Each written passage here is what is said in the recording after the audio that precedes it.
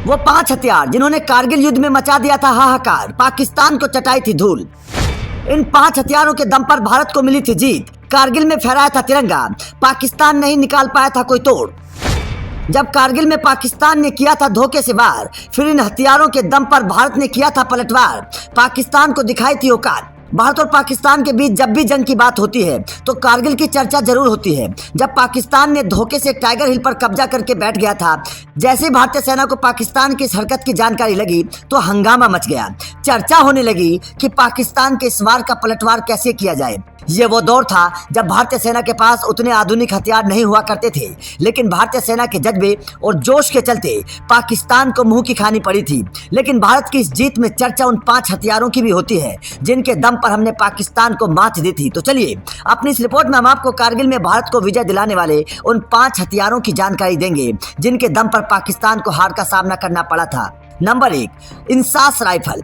कारगिल जंग में जिन जवानों ने पाकिस्तान को मात दी थी उनके पास इंसास राइफल थी। भारत के पास ऐसी 9 लाख से ज्यादा बंदूकें हैं। इस राइफल की रेंज 700 मीटर होती है। इसमें 2 तरह की मैगजीन लगती है, 20 और 30 राउंड। 2 तरह से फायरिंग होती है, सेमी ऑटो या फिर ऑटो मोड। ये राइफल 1 सेकंड में 600 से 650 राउंड फायर कर सकती है। इस राइफल की गोली की गति 915 मीटर प्रति सेकंड होती है। कारगिल की जंग में इस राइफल का इस्तेमाल सबसे ज्यादा किया गया था। Number 2, SF carbene.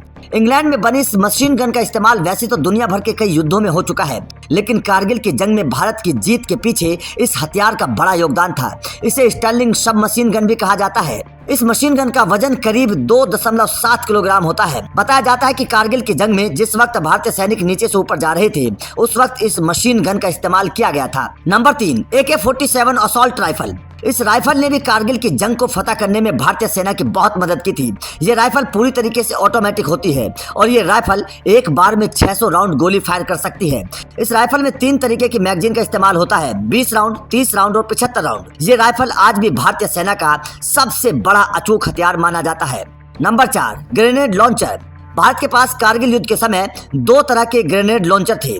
पहला अंडर बैरल और दूसरा मल्टी ग्रेनेड लॉन्चर। दोनों ही लॉन्चर 40 मिलीमीटर के ग्रेनेड लॉन्च करते हैं। अंडर बैरल को मशीन गन असॉल्ट राइफल के नीचे लगाया जा सकता है। ये 1 मिनट में 5 से 7 ग्रेनेड दाग सकता है और इसकी रेंज 400 मीटर तक होती है।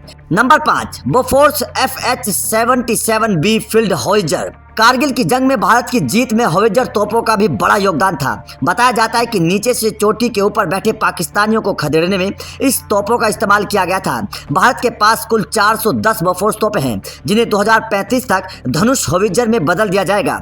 इस तोप का गोला 24 किलोमीटर तक जा सकता है। ये तोप 9 सेकंड में 4 राउंड फायर करती है। तो ये वो 5 बड़े हथियार थे जिनके दम पर उस वक्त भारतीय सेना ने पाकिस्तानी सेना को मात दी थी और इन हथियारों के दम पर कारगिल में तिरंगा फहराया गया था और पाकिस्तानी सेना इन हथियारों के सामने बेबस नजर आई थी। तो आपका कारगिल की उस शानदार जीत और इन 5 हथियारों पर क्या कहना है, कमेंट करके जरूर बताएं।